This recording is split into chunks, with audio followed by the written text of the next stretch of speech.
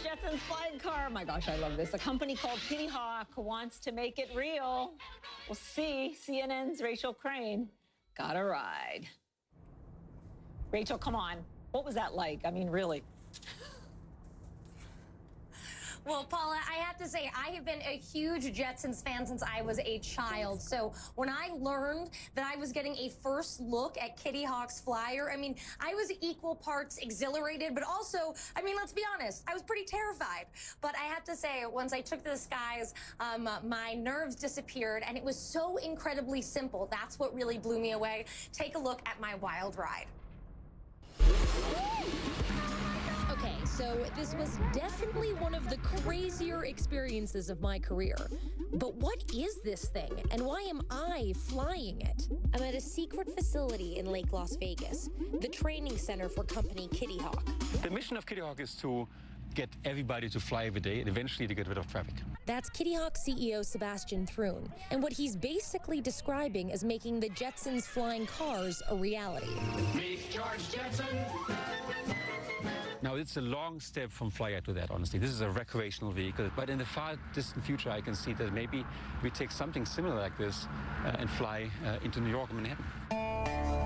Flyer is Kitty Hawk's first commercial vehicle.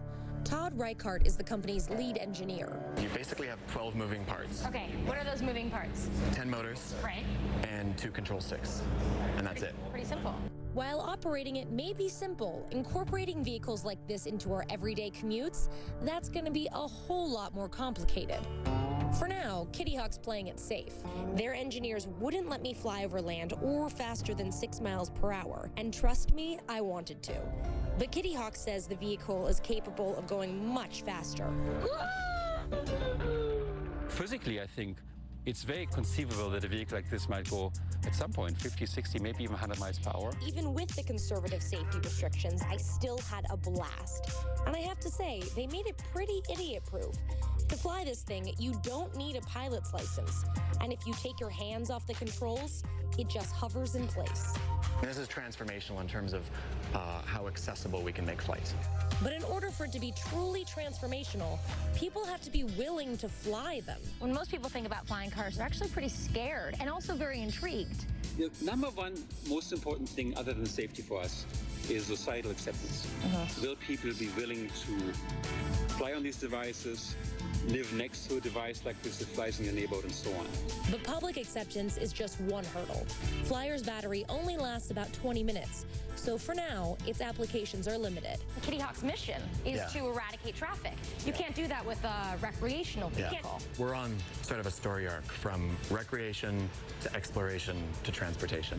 And we will have to evolve along the way. That was awesome.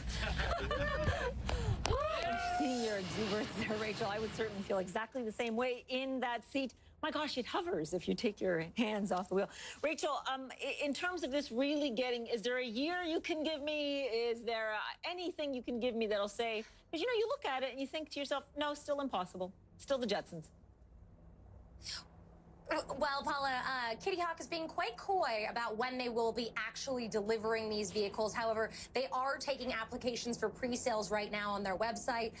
They will be selling to individuals, but at first the company is really focused on selling entire fleets of these to companies and partnering with people and bringing these training centers around the world, really, so more people can experience flight. They think that that's what will help with that public acceptance of flying cars. The more people that are in them, like myself, the more people will be comfortable with them, so they hope. Sure, the public may not be their problem, maybe the regulators. Anybody who's seen drone regulations will know what I'm talking about. Rachel, thanks so much. Please continue to bring us these stories. That was amazing. Thanks. Now.